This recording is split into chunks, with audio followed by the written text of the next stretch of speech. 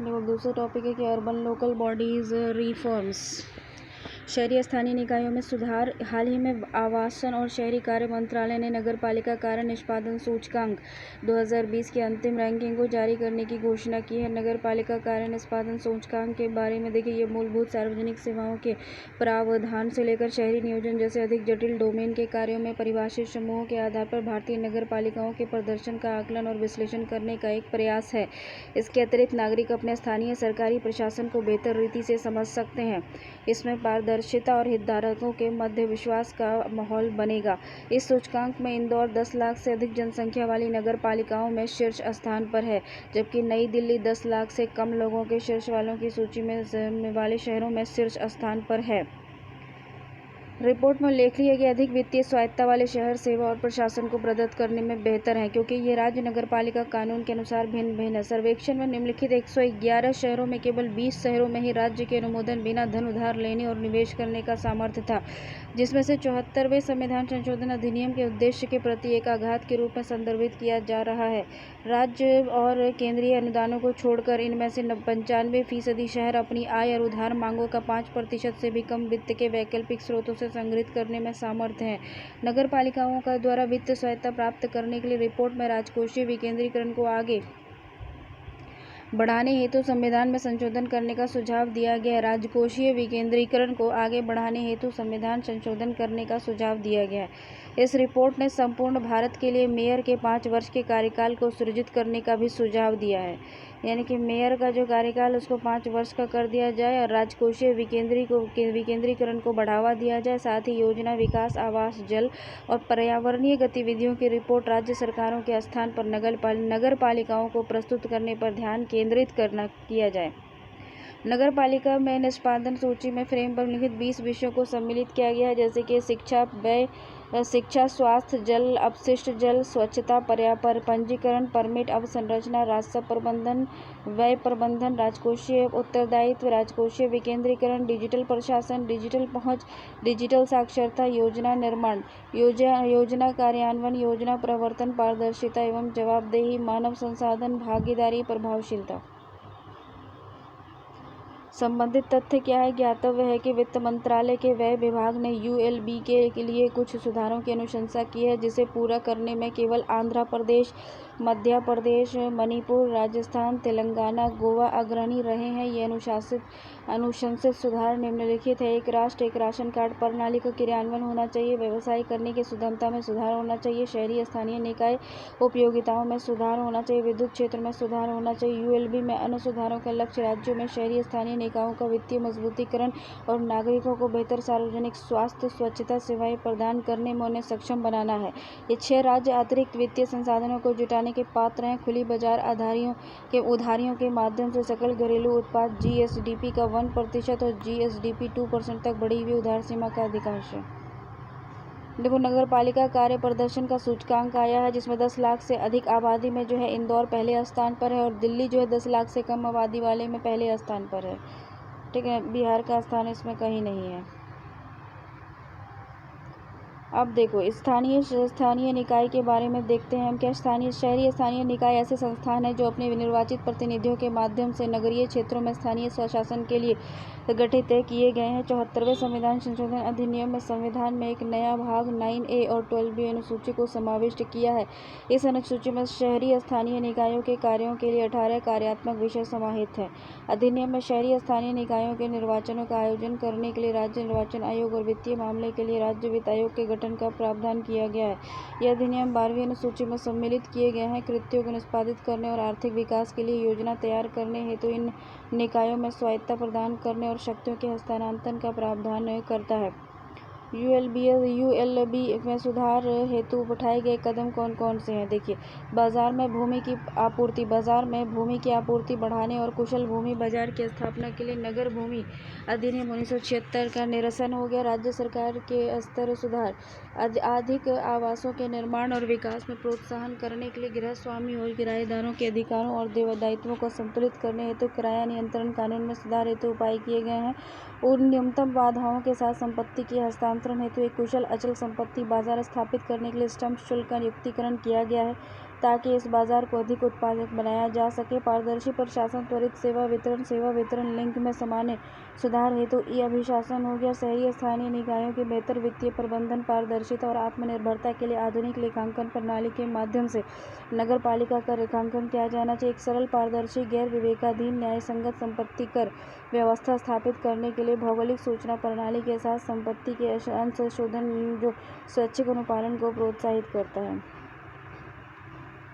वित्त की कमी, भ्रष्टाचार। स्थानीय निकाय जो है वित्त की अत्यधिक कमी का सामना कर रहे हैं। कुछ शहरी निकाय पर्याप्त कर एकत्रित नहीं करते हैं और इसकी क्षमता को भी समाप्त नहीं कर सकते हैं। इसके अतिरिक्त शहरी स्थानीय निकाय भ्रष्टाचार, पक्षपात, भाई भतीजावाद जैसी कुप्रथाओं से ग्रसित है जो उनके कार्य संचालन को अप्रभावी बनाती है। अनियमित चुनाव। शहरी स्थानीय निकायों में चुनावों के स्थगन और अनियमित होने के कारण वे अपने शासन में कठिनाई का सामना करते हैं और इसका प्रभाव नकारात्मक होता है। शहर योजना निर्माण और राज्य का नियंत्रण। अधिकतर मामले में शहरी योजना निर्माण कार्य राज्य स्तर पर संपन्न होता है और इससे शहरी स्थानीय निकायों की अमूल्य भूमिका होती है। इसके अतिरिक्त शहरी स्थानीय निकायों पर राज्य का अत्यधिक नियंत्रण होता है। शासन देखो, शहरी स्थानीय निकायों में चुनावों में 6 माह से अधिक का विलंब नहीं होना चाहिए। क्षमता निर्माण हो गया, वित्त हो गया। नगर पालिका को निवेश के उद्देश्य के लिए सरकार की गारंटी के बिना उधार प्राप्त करने का नगर पालिका बॉन्ड्स को प्राथमिकता क्षेत्र श्रेणी के अंतर्गत निर्दिष्ट करने के लिए प्रोत्साहित किया जाना चाहिए। यानी नगर पालिका निकायों को निवेश और ऋण उद्देश्य के लिए सरकार की गारंटी के बिना उधार प्राप्त करने और नगर पालिका बॉन्ड्स को प्राथमिक क्षेत्र की श्रेणी के अंतर्गत निर्दिष्ट करने के लिए प्रोत्साहित करना चाहिए। सार्वजनिक निजी भागीदारी को प्रोत्साहन देना चाहिए। Ease of living index. तो हाल ही में आवासन और शहरी कार्य मंत्रालय ने ईज ऑफ लिविंग इंडेक्स जारी किया है। तो इसमें कहता है कि एक मूल्यांकन है जो कि शहर में जीवन की गुणवत्ता और शहरी विकास के लिए विभिन्न कदमों के प्रभाव का आकलन करता है। ईज ऑफ लिविंग इंडेक्स के घटक एवं उनका भारांश। जीवन की गुणवत्ता 35%, शिक्षा, स्वास्थ्य, आवास, वास, ठोस अपशिष्ट प्रबंधन, गतिशीलता, सुरक्षा एवं दबाव पुनर्सर्जन।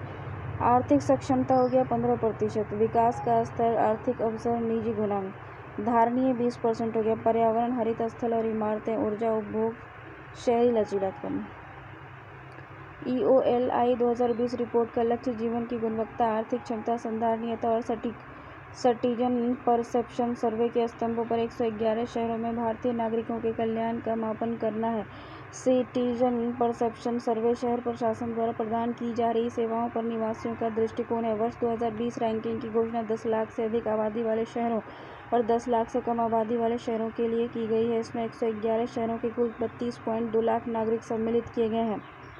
धारणीयता 20% होगी। पर्यावरण, हरित स्थल और इमारतें, ऊर्जा उपभोग, शहरी लचीलापन है। नागरिकों के बीच धारणा 30% है। गुणात्मक सर्वेक्षण। वर्ष 2020 रैंकिंग की घोषणा 10 लाख से अधिक आबादी वाले शहरों और 10 लाख से कम आबादी वाले शहरों के लिए की गई है।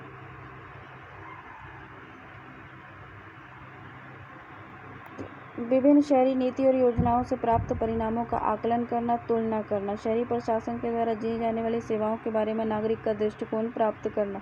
साक्ष्य आधारित नीति सृजित करना और उत्प्रेरक कार्रवाई करना। लोक प्रयोजन डेटा, पब्लिक इंटेंट डेटा। देखो, हाल ही में विश्व बैंक की विश्व रिपोर्ट, वर्ल्ड डेवलपमेंट रिपोर्ट में पब्लिक इंटेंट डेटा अवधारणा को रेखांकित किया गया है। इसमें कहा गया है कि विश्व के द्वारा 2021 में जारी की गई इस रिपोर्ट का शीर्षक विश्व विकास रिपोर्ट 2021 बेहतर जीवन के लिए डेटा है। ये रिपोर्ट डेटा की लोकहित संबंधी क्षमता का अन्वेषण करती है। Poor data quality, इनएडिक्वेट coverage data, difficulty in using data, unsafe use of data. लोकहित संबंधी क्षमता का अन्वेषण करते इस रिपोर्ट में उल्लेख किया गया है कैसे पब्लिक इंटेंट डेटा सार्वजनिक क्षेत्रों में परिवर्तनकारी भूमिका निभा रहा है। पब्लिक इंटेंट डेटा सार्वजनिक नीति की अभिकल्पना, निष्पादन, निगरानी और मूल्यांकन के विषय में लोगों को सूचित करके अन्य गतिविधियों के माध्यम से जन कल्याण के उद्देश्य से एकत्रित किया गया डेटा है।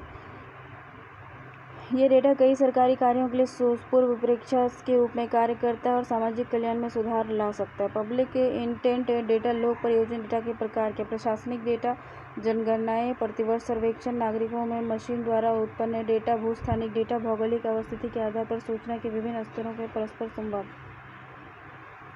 पब्लिक इंटेंट डेटा का उपयोग करना महत्वपूर्ण क्यों है? सेवा वितरण में सुधार करने के लिए। देखो, सरकारी सेवाओं तक पहुंच में वृद्धि करके जीवन में सुधार करना और आपदा के दौरान बृहद डेटा समुच्चय की उपलब्धता से बेहतर ढंग से आपातकालीन अनुक्रिया की जा सकती है। देखो, ग्रैन्युलर डेटा क्या होता है? इसका उपयोग संसाधनों को लक्षित करने, समावेश को बढ़ावा देने के लिए किया जा सकता है। डिलीवरेबल और एसडीजी से संबंधित प्रगति की निगरानी करना, सरकार को जवाबदेह बनाने के प्रत्येक व्यक्ति को सशक्त करने के लिए भी किया जा सकता है। इसमें कहता है कि व्यक्ति और सिविल सोसाइटी संगठनों के द्वारा पारदर्शिता को बढ़ावा मिल सके और ये समाज को सरकारों की जवाबदेही सुनिश्चित करने के लिए अप्रत्यक्ष साधन भी उपलब्ध कराता है। लोग बेहतर विकल्प का चयन करने में सशक्त हों और पब्लिक इंडेंट डेटा रिपोर्ट निम्नलिखित चुनौतियां भी हैं, जैसे कि वित्त पोषण चुनौती और आगे की राहें। यह सरकार द्वारा अपर्याप्त निवेश के कारण वित्त पोषण की कमी और सरकार के व्यय करने की समय सीमा और दिशा निर्देश मापदंडों का अभाव और दानकर्ताओं द्वारा पर्याप्त निवेश। राष्ट्रीय सांख्यिकी प्रणाली पर सरकारी व्यय के लक्ष्य निर्धारित करना चाहिए। डेटा का सृजन करने वाले प्रत्येक मंत्रालय को अन्य सरकारी डेटा को सृजन संस्करण की तो तकनीकी क्षमता भी है। इसमें तकनीकी क्षमता का अभाव है, अभिशासन संबंधी अक्षमता है और डेटा संबंधी साक्षरता का निम्न स्तर है। डेटा उपयोग के लिए प्रोत्साहन, इसमें रुचि का अभाव डेटा है। तो उसमें कहता है कि डेटा की न्यूनतम मांग बनी हुई है और हितधारकों के साथ अग्रसित आधार पर संलग्न होना उन्हें बेकार बनाता है। अंतर्राष्ट्रीय संबंध में देखते हैं हम कि बांग्लादेश और इंडिया। बांग्लादेश को वर्ष 2021 में भारत पाकिस्तान युद्ध के परिणाम स्वरूप स्वतंत्रता प्राप्त हुई थी 1971 में। बांग्लादेश को वर्ष 2021 में भारत पाकिस्तान युद्ध वर्ष 1971 के परिणाम स्वरूप स्वतंत्रता प्राप्त हुई थी। वर्ष 2021 में इस युद्ध में 50 वर्ष की पूर्ण जयंती हो गई। 50 साल हुए 2021 में। संबंधों में पहले और सेकंड व्यापार संबंध। बांग्लादेश दक्षिण एशिया में भारत का सबसे बड़ा व्यापार भागीदार देश है। व्यापार असंतुलन के निवारण भारत ने बांग्लादेश के कई उत्पादों को शुल्क मुक्त घोषित किया है। साथ ही भारत अत्याधुनिक सुविधाओं के साथ 10 एकीकृत चेक पोस्ट भी विकसित कर रहा है। विकास साझेदारी। बांग्लादेश विगत 8 वर्षों में सड़क, रेलवे, पोत परिवहन और बंदरगाह जैसे विभिन्न क्षेत्रों में भारत के लाइन ऑफ क्रेडिट 8 बिलियन अमेरिकी डॉलर के सबसे बड़े लाभार्थियों में से एक रहा है। भारत ने एक विकास सहायता के संबंध में बांग्लादेश की लघु विकास परियोजनाओं स्मॉल डेवलपमेंट प्रोजेक्ट में महत्वपूर्ण भूमिका निभाई है। भारत सरकार ने बांग्लादेश में शैक्षणिक भवनों, सांस्कृतिक केंद्रों और अनाथालयों सहित 55 एसडीपी को वित्त पोषित किया है। विदेश नीति। बांग्लादेश भारत की प्रमुख नेबरहुड फर्स्ट और एक्ट ईस्ट नीतियों के केंद्र में है। नेबरहुड फर्स्ट की नीति में बांग्लादेश है और ईस्ट एक्ट की नीति में भी वो पहला है। साथ ही भारत के पूर्वोत्तर क्षेत्र में शांति और स्थिरता सुनिश्चित करने में बांग्लादेश की भूमिका महत्वपूर्ण रही है। मानवीय सहायता क्या है? भारत ने बांग्लादेश के संकटों के दौरान सदैव सबसे पहले सहायता की। उदाहरण के लिए प्राकृतिक आपदा जैसे कि चक्रवात सिद्र वर्ष 2007 द्वारा उत्पन्न संकट का वर्तमान कोविड-19 की जैसी स्वास्थ्य परिस्थितियों में भी पीपीई किट, दवाई की आपूर्ति करके सैन्य सहयोग। दोनों देशों के सशस्त्र बल नियमित रूप से संप्रीति और मिलन जैसे संयुक्त सैन्य अभ्यास करते हैं। भारत ने बांग्लादेश को भारत से रक्षा उत्पादों को आयात करने के लिए $500 मिलियन का लाइन ऑफ क्रेडिट प्रदान किया। सुरक्षा। भारत बांग्लादेश सुरक्षा और सूचना संबंधी सहयोग से परिणाम स्वरूप पूर्वोत्तर क्षेत्र में भारत विरोधी आतंकवादी शिविर और उग्रवाद पर अंकुश स्थापित हुआ है और बांग्लादेश में उग्रवाद को नियंत्रित करने में भी सहयोग प्रभावी रहा है। बहुपक्षीय सहयोग। दोनों देश जो है सार्क, बिम्स्टेक, हिंद महासागर रिम एसोसिएशन और राष्ट्रमंडल के सदस्य हैं। हाल ही में बांग्लादेश ने संयुक्त राष्ट्र सुरक्षा परिषद में भारत के निर्वाचन का समर्थन किया है। हाल ही में बांग्लादेश संयुक्त राष्ट्र सुरक्षा परिषद में भारत के निर्वाचन का समर्थन किया है। कनेक्टिविटी। दोनों देशों की सरकारों द्वारा वर्ष 1965 के पूर्व भारत और बांग्लादेश के मध्य विद्यमान रेल संपर्क, अन्य कनेक्टिविटी संबंधी संपर्कों को पुनर्स्थापित किया जा रहा है। हाल ही में भारत में हल्दीबाड़ी और बांग्लादेश के चिल्हाटी मध्य रेल संपर्क का उद्घाटन किया गया तथा हाल ही में भारत में हल्दीबाड़ी और बांग्लादेश में चिल्हाटी के मध्य रेलवे संपर्क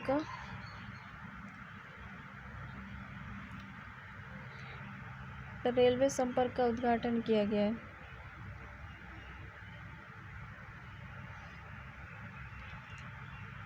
मध्य रेल संपर्क का और उसके बाद मध्य रेल संपर्क का उद्घाटन किया गया। अखौरा अगरतला रेल संपर्क पर कार्य प्रगति पर है। दोनों देश 4 दक्षिण एशियाई पड़ोसी जैसे बांग्लादेश, भूटान, नेपाल, इंडिया के मध्य यात्री व्यक्तिगत एवं मालवाहक वाहनों के आवागमन में विनियमन के लिए मोटरयान समझौता मोटर व्हीकल एग्रीमेंट 2015 शीघ्र कार्यान्वयन के लिए प्रतिबद्ध है।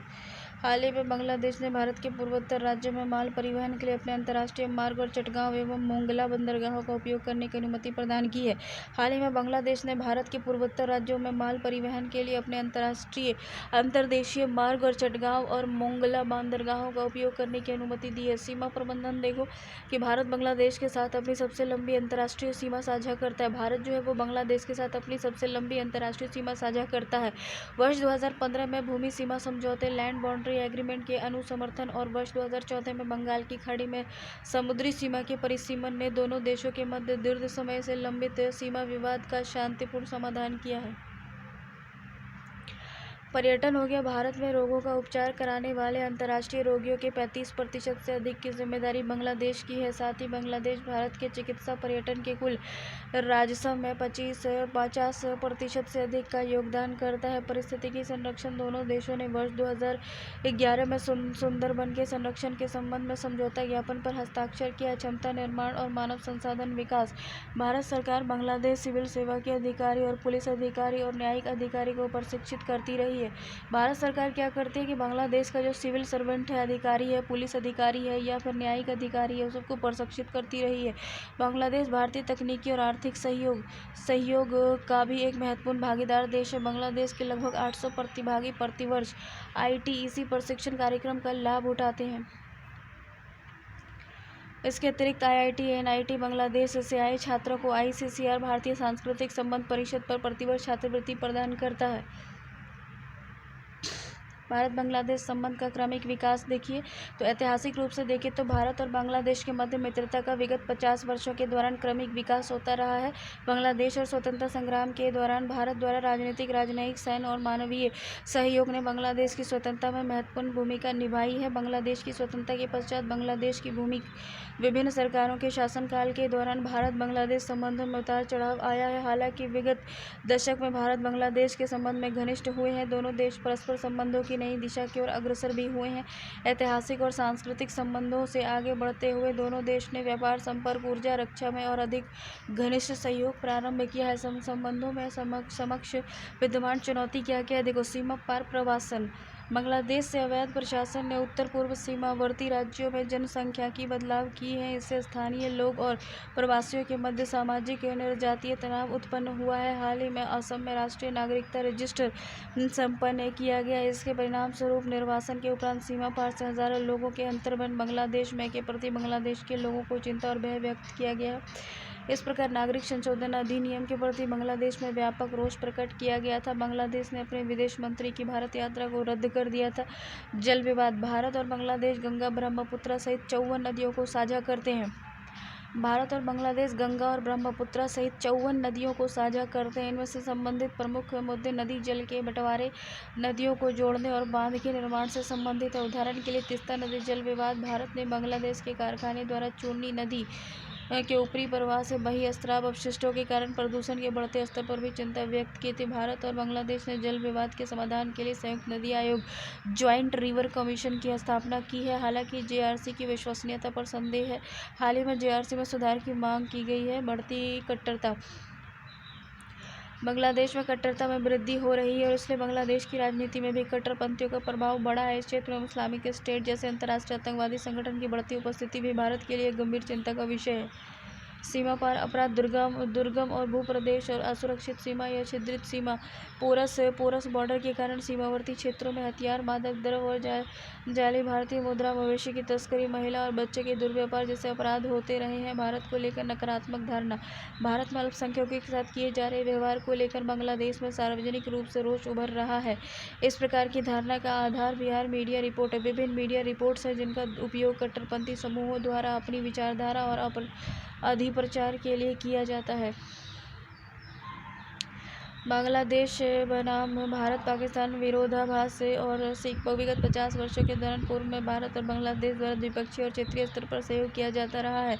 ऐसा उत्तर पश्चिम में पाकिस्तान के साथ संभव नहीं हो सका है, इसलिए कि निम्नलिखित कारणों को उत्तरदायी ठहराया जाता है। राजनीतिक स्थिरता। दिल्ली और ढाका को विगत एक दशक से द्विपक्षीय संबंधों को घनिष्ठ करने में सहायता प्राप्त हुई। इसके विपरीत दिल्ली और इस्लामाबाद में राजनीतिक चक्र संभवतः ही कभी समकालीन रहे हों। परस्पर सुरक्षा को लेकर चिंता। आतंकवाद का सामना करने में परस्पर सहयोग ने ढाका और दिल्ली के मध्य घनिष्ठ परस्पर विश्वास का निर्माण किया और इस घनिष्ठ विश्वास ने दोनों देशों में संबंधों को सामने आने वाले कई जटिल मुद्दों का समाधान करने में सहायता की है। पाकिस्तान के मामले में उनकी सेना ने भारत को कश्मीर पर समझौता करने हेतु विवश करने के लिए सीमा पार आतंकवाद का एक राजनीतिक हथियार के रूप में उपयोग किया है। महत्वपूर्ण आर्थिक मुद्दों का गैर राजनीतिकरण।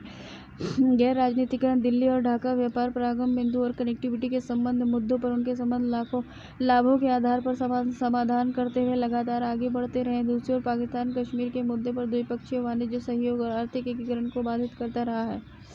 आगे की राहें दोनों देशों के राजनीतिक नेताओं के द्वारा इस क्षेत्र की शांतिपूर्ण समृद्धि और प्रगतिशीलता के लिए प्रगतिशील साझेदारी की दिशा में दृढ़तापूर्वक प्रयास करना चाहिए।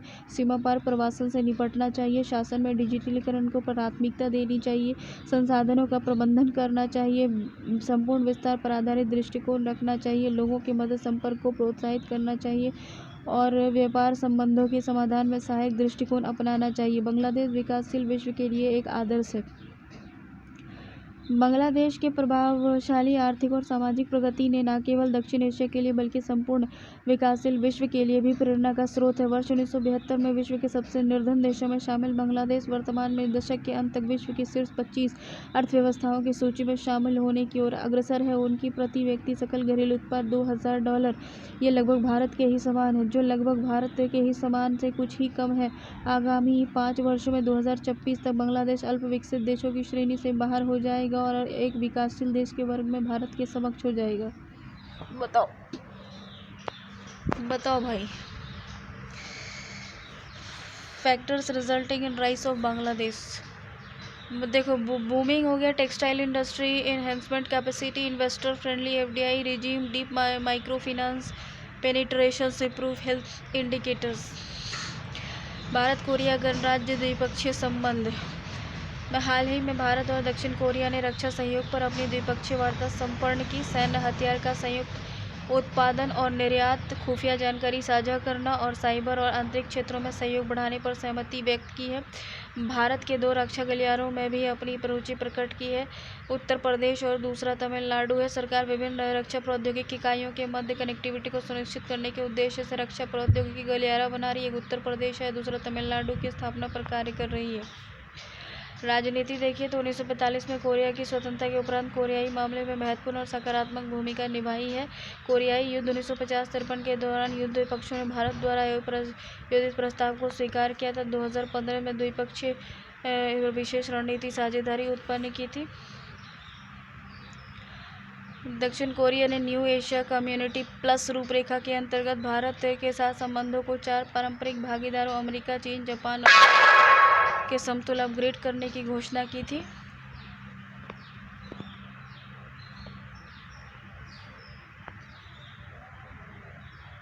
CEPA 2020 में कोरिया की वैश्विक व्यापार भारत की हिस्सेदारी जो 1.72% थी। 2020 में ही कोरिया के वैश्विक आयात में भारत का योगदान 1.05% था। भारत दक्षिण कोरिया को कौन कौन सी वस्तुएं भेजता है? तो उसमें है खनिज तेल, मुख्य रूप से नेफ्था, अनाज, लोहा और इस्पात।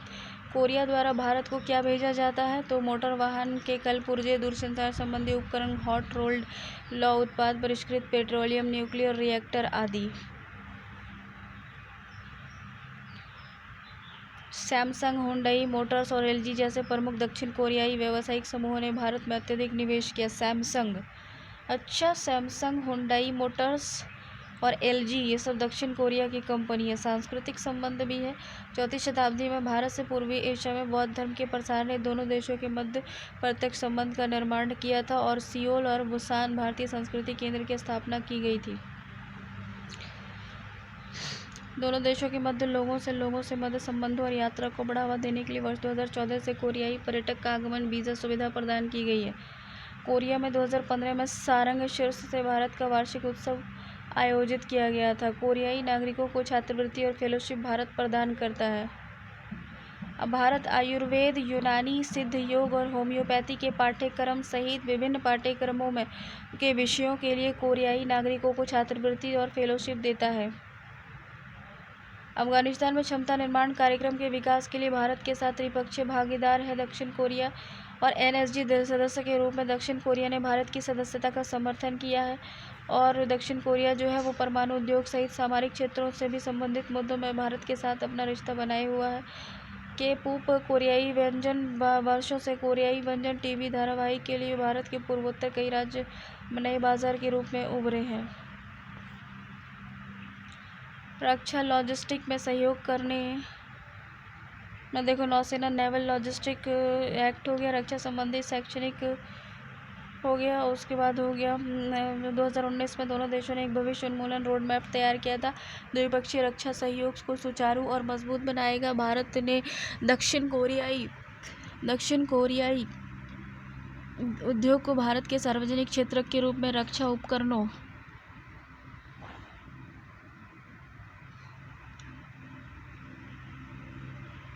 के रूप में आमंत्रित किया है। अब देखो, India and Persian Gulf region, तो पहली बार देखिए कि पहली बार संयुक्त अरब अमीरात की वायुसेना द्वारा आयोजित सैन्य अभ्यास डेजर्ट फ्लैग में भाग लिया था। भारत ने पहली बार संयुक्त अरब अमीरात की वायुसेना के द्वारा आयोजित डेजर्ट फ्लैग में भारत ने भाग लिया था, डेजर्ट फ्लैग 6 में। इसमें खाड़ी के साथ भारत के बढ़ते सैन्य संबंधों को इंगित करता है। देखिए, ये नक्शा है खाड़ी देश का, जिसमें इराक है, पर्शियन गल्फ है, बहरीन है और यूनाइटेड अरब है, गल्फ ऑफ ओमान है। फारस की खाड़ी के क्षेत्र में 8 देश हैं। ईरान, ओमान, संयुक्त अरब अमीरात, सऊदी अरब, कतर, बहरीन, कुवैत, इराक शामिल हैं। ये देश अपनी सीमा फारस की खाड़ी के साथ साझा करते हैं और फारस की खाड़ी हिंद महासागर का विस्तार है।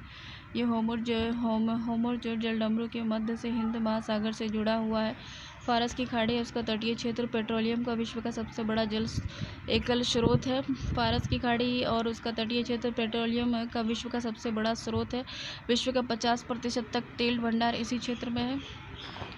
उसका सफिनिया ऑयल फील्ड, जो कि विश्व का सबसे बड़ा अपतटीय तेल क्षेत्र है। सफानिया तेल क्षेत्र सबसे बड़ा विश्व का तेल क्षेत्र है। तटीय फारस की खाड़ी में स्थित है। फारस की खाड़ी में कई मत्स्य क्षेत्र, व्यापार, प्रबल भित्ति और चट्टानी प्रकार की प्रचुर मात्रा में मोती का निर्माण करने वाले सीप पाए जाते हैं। फारस की खाड़ी 80-88 के दौरान ईरान इराक युद्ध का रण क्षेत्र थी। फारस की खाड़ी जो थी 1980 और 1988 के बीच ईरान और इराक युद्ध का रण क्षेत्र थी। और 1991 में खाड़ी युद्ध, कुवैत और इराक का आक्रमण भी इसी क्षेत्र में हुआ था। देखो, फारस की खाड़ी के साथ जो भारत का ऐतिहासिक संबंध रहा है, जैसे कि देखो 5000 वर्ष प्राचीन है। सिंधु घाटी, दिलमुन, वर्तमान बहरीन से संबंधित की प्राचीन सभ्यताओं और मध्य व्यापार होता था। खाड़ी में ब्रिटिश भारत के साम्राज्यिक हितों का निर्धारण होता था। इसके अनुसार बम्बई प्रेसिडेंसी से किया जाता था। 60 के दशक में आरंभ तक भारतीय रुपया कुवैत, बहरीन, कतर, ओमान और विविध लीजेंड मुद्रा थी। वर्तमान में खाड़ी क्षेत्र भौगोलिक निकटता के साथ साथ विस्तारित हितों के बढ़ते भारतीय प्रभाव क्षेत्र के संबंध में भारत के विस्तारित पड़ोस का एक अभिन्न हिस्सा है। इस समय साथ ही जो बड़ी क्षेत्रीय और वैश्विक शक्ति के रूप में भारत के उत्कर्ष के लिए अत्यधिक महत्व रखता है। भारत के लिए फारस की खाड़ी के क्षेत्र का सामरिक महत्व है, ठीक है ना। तो 3G एनर्जी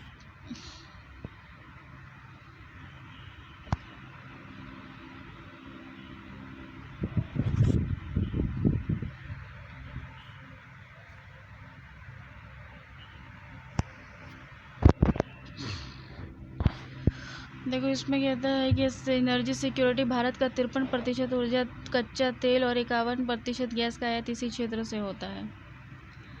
पीजीआर में रहने वाले लगभग 9 मिलियन भारतीय 40-50 अरब डॉलर भी प्रेषित करते हैं। यानी कि 9 लाख लोग रहता है गल्फ़ कंट्रीज़ में। इंडिया का 9 लाख लोग रहता है, जो कि 40 से 50 अरब डॉलर जो है वो प्रेषित करता है। भारत के सकल घरेलू उत्पाद में 2% और देश के कुल प्रेषण में 2/3 के बराबर है। खाड़ी देशों की स्थिरता। इस क्षेत्र में व्यापक संख्या में भारतीय प्रवासी आबादी के कारण खाड़ी देशों की स्थिरता में भारत की सुदृढ़ और प्रभावशाली स्थिति है। इसके परिणाम स्वरूप वर्तमान संबंधों में विविधता आई है तथा परस्पर सहयोग के दायरे में सुरक्षा और रक्षा संबंधी सहयोग को भी शामिल किया गया। संयुक्त सैन्य अभ्यास और नियमित भारतीय पोत आवागमन और व्यापक आधार पर समझौते पर ज्ञापन मिला है। इसके अतिरिक्त भारत ने वर्ष 2008 से सोमालिया के तट पर समुद्री डकैती विरोधी गश्त में अपनी सोमालिया के निकट तट पर समुद्री डकैती विरोधी गश्त में संयुक्त भागीदारी के माध्यम से खाड़ी देशों की समुद्री सीमा की स्थिरता और सुरक्षा बढ़ाने में सक्रिय भूमिका निभाई है।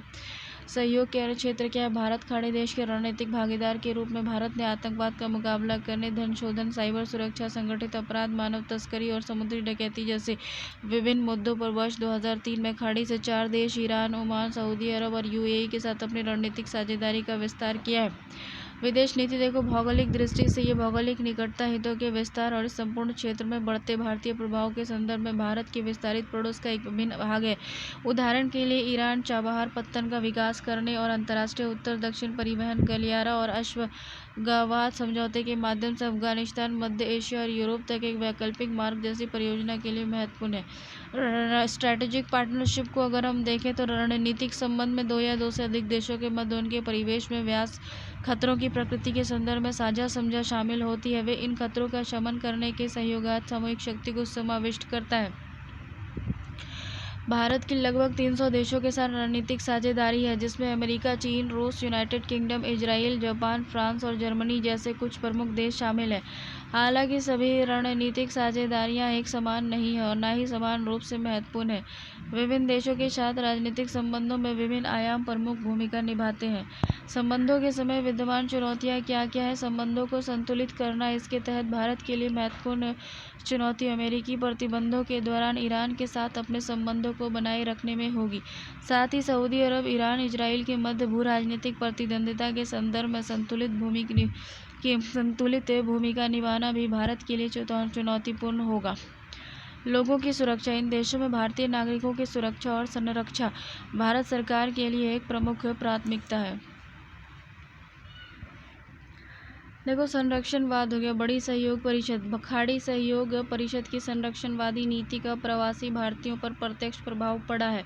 उदाहरण के लिए इन देशों के द्वारा अपने स्थानीय लोगों के लिए स्थानीय रोजगार में आरक्षण की नीति के परिणाम स्वरूप भारत में जीसीसी देशों से प्रवास से कम हुआ है। उसके साथ ही रोजगार संबंधी यानी प्रवासी श्रमिकों के द्वारा आत्महत्या, वेतन का भुगतान न करना और श्रम अधिकारों के लाभों से वंचित करने जैसी समस्याएं भी विद्यमान रही है। नागरिकों के मध्य बढ़ती कट्टरता, आतंकवाद की बढ़ती घटनाएं, आतंकी संगठनों का विस्तार और इस्लामिक स्टेट के पुनः उभरने की संभावना भारत के इस क्षेत्र में देशों के लिए चिंता का विषय बनी है। कोरोना संकट के कारण मांग में गिरावट के कारण जीसीसी की गतिरोध उत्पन्न हुआ है। इस गतिरोध में भारत के लिए आर्थिक निर्यात क्षेत्र रहने और कारण में व्यापक संख्या में भारतीयों के लिए कल्याणकारी आशय होने की संभावना है। चीन का बढ़ता प्रभाव।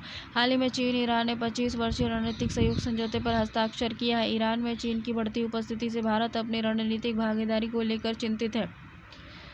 खाड़ी सहयोग परिषद, गल्फ कोऑपरेशन काउंसिल, जीसीसी का गठन Bahrain, Kuwait, Oman, Qatar, Saudi Arab के मध्य उनके विशेष संबंध, भौगोलिक निकटता, इस्लामी मान्यताओं पर आधारित राजनीतिक प्रणाली, संयुक्त नीति और साझा उद्देश्यों को ध्यान में रखते हुए वर्ष 1981 में संपूर्ण एक समझौते द्वारा किया गया था। जीसीसी का सचिवालय सऊदी अरब के रियाद में स्थित है। यह अपने चार्टर के अनुसार एक राजनीतिक, आर्थिक, सामाजिक और क्षेत्रीय संगठन है। इसमें क्या है कि वाणिज्य और व्यापार संबंधों में हास्यवान प्रवृत्तियों के बावजूद आतंकवाद, उग्रवाद के प्रति साझा चिंताओं के कारण भारत तथा खाड़ी देशों के मध्य संबंध प्रगतिशील रहेंगे। दीर्घकालिक आधार पर भारत को स्वास्थ्य देखभाल में सहयोग के साथ साथ भारत और खाड़ी देशों के मध्य प्रक्रिया के लिए नए संचालकों का अन्वेषण करने की आवश्यकता है। साथ ही भारत को परस्पर सहयोग का विस्तार उन क्षेत्रों तक करना चाहिए इसमें भारत को तुलनात्मक लाभ की स्थिति प्राप्त है। उदाहरण के लिए औषध अनुसंधान और उत्पादन, पेट्रो रसायन परिसर आदि। देखो, सिंधु जल संधि। तो सिंधु जल संधि को देखते हैं कि हाल ही में भारतीय पाकिस्तानी प्रतिनिधिमंडलों ने 2.5 से अधिक वर्षों के उपरांत सिंधु आयोग की 116वीं बैठक संपन्न की। सिंधु जल बंटवारे के बारे में देखते हैं। भारत और पाकिस्तान ने वर्ष 1960 में विश्व बैंक की मध्यस्थता से सिंधु जल संधि की थी पर हस्ताक्षर किया था। IWT ने सिंधु नदी तंत्र के जल के उपयोग से संबंधित दोनों देशों के अधिकारों और दायित्वों को निर्धारित और सीमित किया है। इसमें बांधों, लिंक, नहरों और बैराजों और नलकूपों, विशेष रूप से सिंधु नदी पर तारबेला बांध और झेलम नदी पर मंगला बांध के वित्त पोषण और निर्माण का प्रबंधन किया है। यह संधि अस्थायी सिंधु आयोग के गठन का प्रावधान करती है। इस आयोग ने दोनों देशों के संबंध के माध्यम को बनाए रखेंगे और इस संधि के कार्यान्वयन से संबंधित समस्या का समाधान करने का भी प्रयास करेंगे। इस संधि के तहत सिंधु नदी तंत्र की नदियों को पूर्वी और पश्चिमी दोनों में विभाजित किया गया है। भारत को पूर्वी नदी यथा सतलज, व्यास और रावी का संपूर्ण जल, जिनका वार्षिक जल प्रवाह लगभग 33 मिलियन एकड़ फीट है, आवंटित किया गया है और इसके उपयोग के संबंध में भारत पर कोई प्रतिबंध नहीं है। पश्चिमी नदी यथा सिंधु, झेलम और चिनाब का जल, अधिकांश भाग पाकिस्तान को आवंटित किया गया है। इस संधि के तहत भारत को पश्चिमी नदियों पर रन ऑफ द रिवर परियोजना के माध्यम से जल विद्युत उत्पादन का अधिकार है, परंतु इन परियोजनाओं का डिजाइन और परिचालन संधि में निर्दिष्ट मानदंडों के अधीन है। साथ ही संधि के तहत पाकिस्तान को पश्चिमी नदियों पर भारतीय जल विद्युत परियोजनाओं के डिजाइन के संबंध में आपत्ति व्यक्त करने का अधिकार है। रन ऑफ द रिवर परियोजना, run of the river project, जल विद्युत उत्पादन का एक प्रकार है। इसमें विद्युत उत्पन्न करने के लिए किसी नदी के प्राकृतिक और अधोमुखी प्रवाह का उपयोग किया जाता है। इसके तहत जल का संग्रह न के बराबर या अत्यल्प मात्रा में किया जाता है। इस संधि से संबंधित प्रचलित मुद्दे क्या हैं? देखो, पश्चिमी नदियों पर भारतीय परियोजना का पाकिस्तान द्वारा किया जाने वाला विरोध इस संधि के समक्ष विद्यमान प्रमुख मुद्दा है। पाकिस्तान का विरोध मुख्य रूप से इस मुद्दे पर है कि क्या झेलम चिनाब परियोजनाओं का निर्माण करने के दौरान संधि में निर्दिष्ट तकनीकी विनिर्देशों का अनुपालन हो रहा है या नहीं। इस मुद्दे पर कई परियोजनाओं में अभिव्यक्त किया गया है। किशन गंगा जल विद्युत परियोजना, पाकिस्तान इस परियोजना के निर्माण का आरंभ से ही विरोध किया गया है। साथ ही पाकिस्तान ने इस संबंध में अपने पक्ष को लेकर विश्व बैंक से भी संपर्क किया है।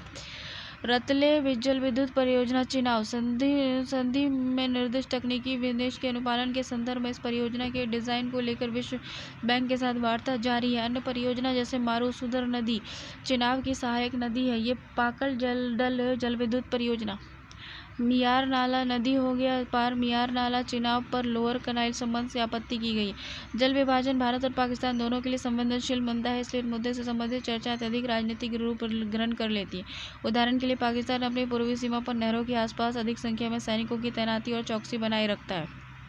चूँकि इसे लगता है कि भारत द्वारा पश्चिमी नदियों पर नियंत्रण करने का प्रयास किया जाएगा और इन मुद्दों के अतिरिक्त सिंधु जल संधि भारत पाकिस्तान संबंधों को भी प्रभावित करती है।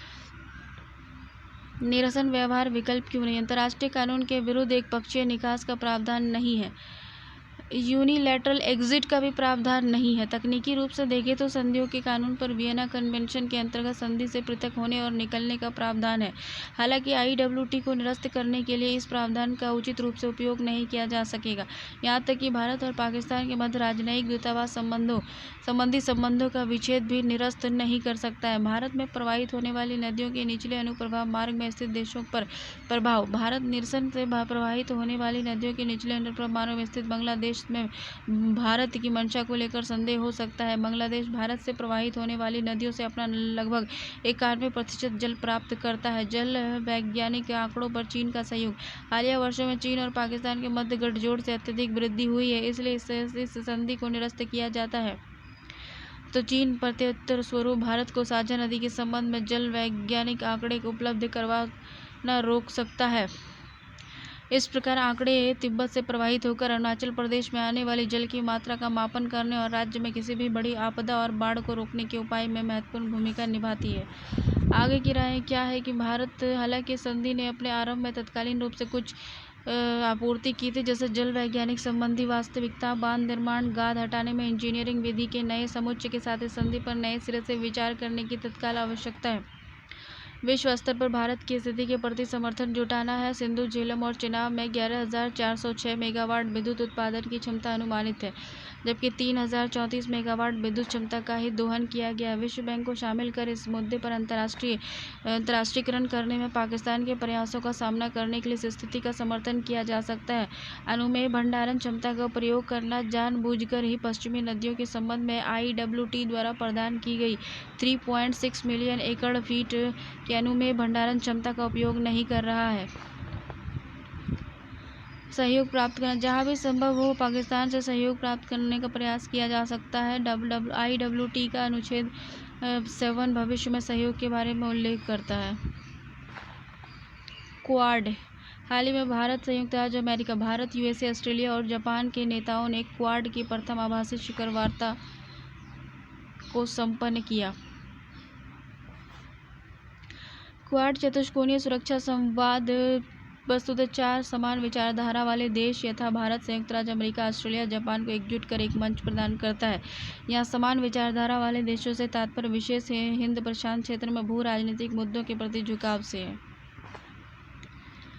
क्वाड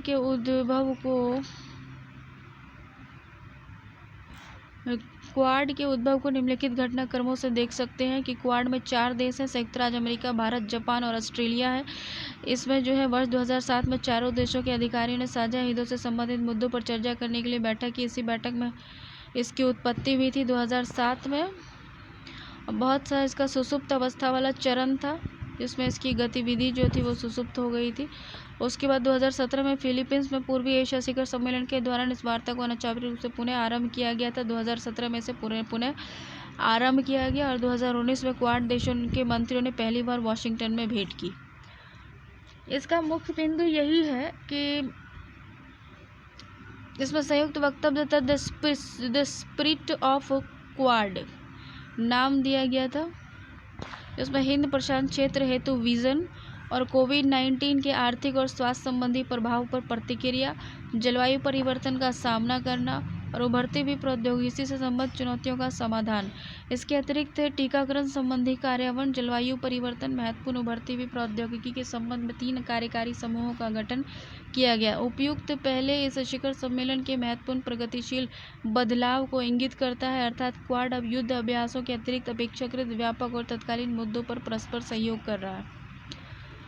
चीन के संदर्भ में इन कदमों का महत्व क्या है? जैसे चर्चाओं और संयुक्त वक्तव्य में चीन या किसी भी देश का उल्लेख नहीं किया गया, परंतु चीन की हालिया गतिविधि को क्वाड घटनाक्रम प्रभावित हुआ है। ठीक है ना। चीन प्रशांत क्षेत्र में चीन की आक्रामकता पर नियंत्रण के लिए बनाया गया है और चीन की निर्भरता रहित प्रत्याशा और श्रृंखला का निर्माण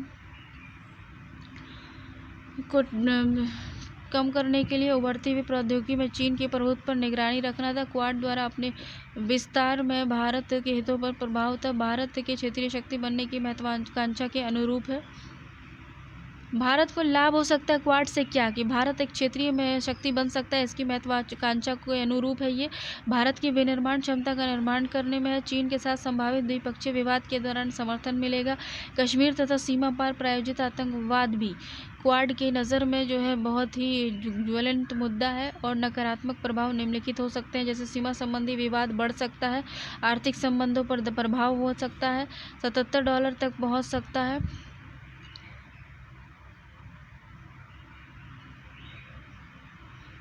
एक सैन्य सामूहिकरण नहीं है इसमें। ठीक है। समान सामरिक हितों के बावजूद क्वाड देश एक दूसरे को सैन्य सहायता प्रदान नहीं कर सकते हैं। इसलिए यदि क्वाड की गतिविधि के कारण भारत तथा चीन के मध्य तनाव में वृद्धि होती है तो क्वाड देश को प्रत्यक्ष सैन्य सहायता प्रदान करने के लिए बाध्य नहीं है। आगे की राह क्या है देखो। हाल ही में जैसा कि भारत के प्रधानमंत्री ने अपने संबोधन में कहा है कि क्वाड अब विकसित हो चुका है, ये अब क्षेत्र स्थिरता का एक महत्वपूर्ण स्तंभ बना रहेगा। ब्रिक्स और SCO के साथ भी यह क्षेत्र विद्यमान रहेगा। परिप्रेक्ष्य के एजेंडा भारत को के एजेंडा पर आधारित प्रतिबद्धता पर ध्यान केंद्रित करना चाहिए और भारत और हिंद प्रशांत पर वीकली फोकस में उल्लेखित किया है। भौगोलिक रूप से महत्वपूर्ण एक नए स्थल के रूप में हिंद प्रशांत क्षेत्र का उदय 21वीं सदी की नई राजनीति की वास्तविकता को प्रदर्शित करता है। ब्रिक्स में आते हैं देखो। आर्थिक और व्यापारिक मुद्दों पर ब्रिक्स संपर्क समूह की प्रथम बैठक आयोजित की गई। आर्थिक तथा व्यापारिक मुद्दों पर ब्रिक्स जो है वो contact group on economic and trade issue की बैठक भारत की अध्यक्षता से संपन्न हुई थी। ब्रिक्स 15 निरंतरता समग्रता सहमति के लिए ब्रिक्स देशों के मध्य थी। भारत ने अपनी अध्यक्षता में ब्रिक्स 2021 के लिए आयोजित किए जाने वाले कार्यक्रम के बारे में जानकारी दी। इसमें एमएसएमई गोलमेज सम्मेलन और कार्यक्रम का विवरण है। के पश्चात अनेक प्रस्तुतियाँ दी गई हैं। प्रभावित प्रस्तुति निम्नलिखित विषयों पर केंद्रित है। रूस की अध्यक्षता में वर्ष 2020 में अंगीकृत ब्रिक्स साझेदारी रणनीति 2025 के दस्तावेज पर आधारित कार्य योजना थी। द्विपक्षीय व्यापार और ब्रिक्स का सहयोग हो गया। नॉन टेरिफ मेजर्स हो गया। फेबर प्रोफेशनल सर्विसेज हो गया। ब्रिक्स का सहयोग न्यू डेवलपमेंट बैंक हो गया। पोर्टालेजा शिखर सम्मेलन हो गया। उसके बाद सतत विकास परियोजना, निवेश संबंधी प्रवाह, एनडीबी। न्यू डेवलपमेंट बैंक के पास 50 अरब अमेरिकी डॉलर है। इसमें 2022 तक प्रत्येक सहभागी समान रूप से 10 अरब अमेरिकी डॉलर का अंशदान करेंगे। न्यू डेवलपमेंट बैंक का मुख्यालय शंघाई चीन में स्थित है। एनबीडी का प्रथम क्षेत्रीय कार्यालय दक्षिण कोरिया के जोहान्सबर्ग और दूसरा क्षेत्रीय कार्यालय ब्राज़ील के साओ पोलो में है। आकस्मिक संचय व्यवस्था है। सीआरए ब्रिक्स देशों की समष्टि आर्थिक सहयोग प्रदान करने के लिए एक महत्वपूर्ण व्यवस्था है। ये अपने सदस्य देशों को भुगतान संतुलन संबंधी संकट की दिशा में उबरने में सहायता करता है। 100 अरब अमेरिकी डॉलर स्तर तक पहुंचना है इसके जमा पूंजी को। देखो, ब्रिक्स स्वास्थ्य क्षेत्र में भी सहयोग करता है। 2011 में ब्रिक्स देशों के स्वास्थ्य मंत्रियों की प्रथम बैठक हुई थी, ठीक है ना, जिसमें ट्यूबरकुलोसिस के क्षय रोग, जिसमें महत्वपूर्ण उपलब्धि में क्षय रोग की स्थापना करना। इसका लक्ष्य उस रोग को समाधान करने के लिए संयुक्त शोध और का विकास करना था। साथ ही ब्रिक्स देश बौद्धिक संपदा अधिकारों के व्यापार संबंधी पहलू समझौते और लोक स्वास्थ्य संबंधी दोहा घोषणा पत्र पर 2001 से ही परस्पर समन्वय करते रहे हैं। विज्ञान, प्रौद्योगिकी और नवो इनोवेशन। इसका प्रारंभ वर्ष 2014 में भू स्थानिक प्रौद्योगिकी, जल संसाधन का प्रबंधन, जैव प्रौद्योगिकी और जैव औषधि, सूचना एवं संचार प्रौद्योगिकी इत्यादि जैसे विषयों के संदर्भ में हुई प्रथम बैठक से हुई करती थी। एसटीआई में ब्रिक्स देशों के सहयोग का उद्देश्य शोधों को बढ़ावा प्रदान करना है ताकि इसमें उच्च संवर्धित प्रौद्योगिकी आधारित वस्तु का उत्पादन, पेटेंट संबंधी आवेदन में वृद्धि और देशों के मध्य ज्ञान का विनिमय करने संबंधी परिणाम प्राप्त हो सकें। व्यावसायिक सहयोग, देखो ब्रिक्स व्यवसाय हो गया। भारत के लिए ब्रिक्स का महत्व क्या है, तो विकासशील देशों को प्रतिनिधित्व प्रदान करता है। ब्रिक्स विकासशील देशों को अपने मंतव्य विचारों को प्रकट करने का मंच देता है। विकसित देशों के विकासशील समूह का सामना करने में भी संबंधित देशों को सहायता प्रदान करता है। इसके माध्यम से सदस्य देश व्यापार से लेकर जलवायु परिवर्तन जैसे मुद्दों पर अपनी आपत्ति को भी प्रकट कर सकते हैं। भारत का ये मानना है कि विकासशील देशों के अधिकारों का संरक्षण ब्रिक्स द्वारा किया जाना चाहिए। ब्रिक्स के 5 सदस्य G20 के भी सदस्य हैं। वैश्विक समूह भारत सक्रिय रूप से बहुपक्षीयता को मजबूत करने और संयुक्त राष्ट्र परिषद एवं परमाणु आपूर्तिकर्ता समूह की सदस्यता प्राप्त करने की दिशा में प्रयासरत है। भारत जो है यूएनएससी और यूएनएसजी में अपनी सदस्यता प्राप्त करने का में प्रयासरत है। इसलिए परस्पर हित पर परामर्श के माध्यम से स्वायत्तता प्राप्त करने के लिए ब्रिक्स का सहयोग आवश्यक है। वैश्विक वित्तीय प्रबंधन, ब्रिक्स के सदस्य देशों ने विश्व व्यापार संगठन, विश्व बैंक के अंतर्राष्ट्रीय मुद्रा कोष जैसे वैश्विक संस्थानों में पर्याप्त और समानतापूर्ण मताधिकार प्राप्त करने के लिए इन संस्थानों में सुधार करने का आह्वान किया। आतंकवाद के विरुद्ध पक्ष, भारत दशकों से पाकिस्तान द्वारा आयोजित सीमा पार आतंकवाद का सामना करता रहा है, किंतु ब्रिक्स समूह में चीन द्वारा पाकिस्तान का बचाव किया जाता है। अन्य ब्रिक्स देशों के साथ परस्पर सहयोग करके भारत चीन के साथ सीमा पार आतंकवाद के मुद्दे पर एक साझा समझ विकसित करने का प्रयास कर सकता है।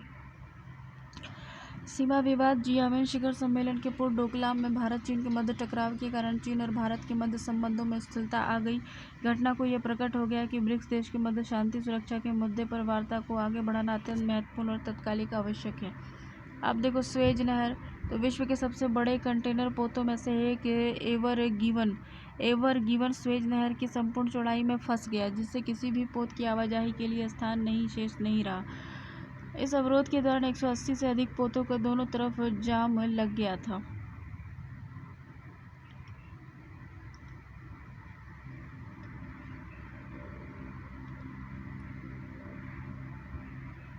इस घटना ने समुद्री व्यापार और वैश्विक आपूर्ति श्रृंखला की खामियों को प्रकट किया। इसका समाधान करना आवश्यक था। इसके पूर्व भी दुर्घटना के परिणाम स्वरूप पोतों की नहर में फंस जाने से अन्य पोतों की आवाजाही अवरुद्ध हो चुकी है। इसमें सबसे महत्वपूर्ण घटना 2004 में घटित थी। एक रूसी टैंकर कम गहराई वाले जल में फंस गया था।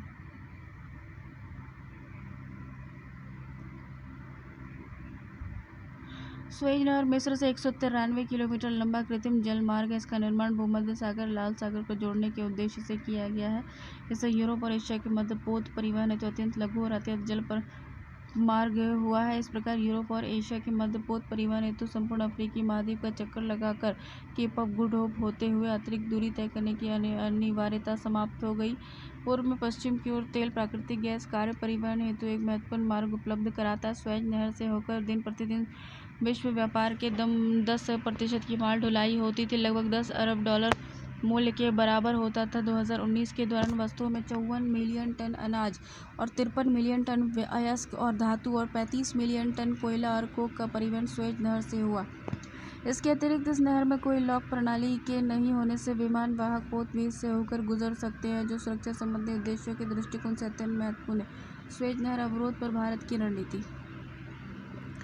भारत का उत्तरी अमेरिका, दक्षिणी अमेरिका तथा यूरोप से 200 अरब अमेरिकी डॉलर मूल्य का आयात निर्यात स्वेज नहर के माध्यम मार्ग से होता है। भारत का उत्तरी अमेरिका, दक्षिण अमेरिका, यूरोप से 200 अरब अमेरिकी डॉलर मूल्य का आयात और निर्यात स्वेज नहर मार्ग से होता है।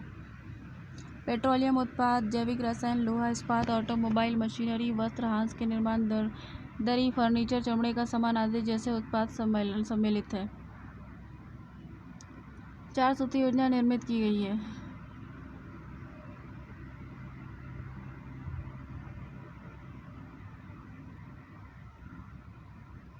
माल भाड़े की दरें। कंटेनर शिपिंग लाइसेंस एसोसिएशन ने ये भी आश्वस्त किया है कि वर्तमान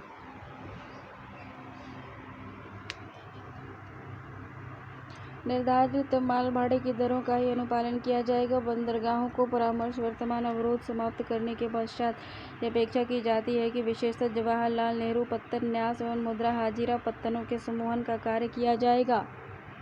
इसलिए पत्तन पोत परिवहन जलमार्ग मंत्रालय ने इन पत्तनों को परामर्श जारी करने का आश्वासन दिया ताकि व्यवस्था बेहतर हो सके और आगामी व्यस्त अवधि के दौरान कुशल संचालन सुनिश्चित हो सके। पोतों के मार्गों का पुनर्निर्धारण। इसके तहत CSLA के माध्यम से शिपिंग लाइनों को यह परामर्श जारी किया गया है कि वह उत्तमशाला अंतरिप से होकर पोतों के परिवहन मार्ग में पुनर्निर्धारण के विकल्प का अन्वेषण करें और इस मार्ग के माध्यम से परिवहन करने में लगभग 15 दिनों का अतिरिक्त समय लगता है। आगे की राहें क्या है? एकाधिक स्रोत विकल्प। इसका विकल्प होना चाहिए। संकट संबंधी योजनाएं होनी चाहिए। वैकल्पिक कुछ मार्ग होना चाहिए और वैश्विक सहयोग होना चाहिए। 1956 का स्वेज युद्ध। औद्योगिकरण की प्रक्रिया के दौरान मिस्र 19वीं शताब्दी में दिवालिया हो गया, जिसके परिणाम स्वरूप मिस्र के गवर्नर को स्वेज नहर का प्रबंधन करने वाली कंपनी में अपनी शेयरधारिता को ब्रिटेन के विक्रय करने के लिए बाध्य होना पड़ा। इस प्रकार वर्ष 1875 में स्वेज नहर का नियंत्रण फ्रांस और ब्रिटेन को हस्तांतरित हो गया। परिणाम स्वरूप ब्रिटेन ने मिस्र को अपना उपनिवेश बना लिया। मिस्र को वर्ष 2022 में स्वतंत्रता प्राप्त हुई, किंतु स्वेज नहर पर नियंत्रण बनाए रखने के लिए ब्रिटिश सैन्य टुकड़ियां वहीं बनी रही। संकट का प्रारंभ वर्ष 1956 में हुआ, जब मिस्र के राष्ट्रपति ने ब्रिटेन के मिस्र से चले जाने के उपरांत स्वेज नहर का राष्ट्रीयकरण कर दिया।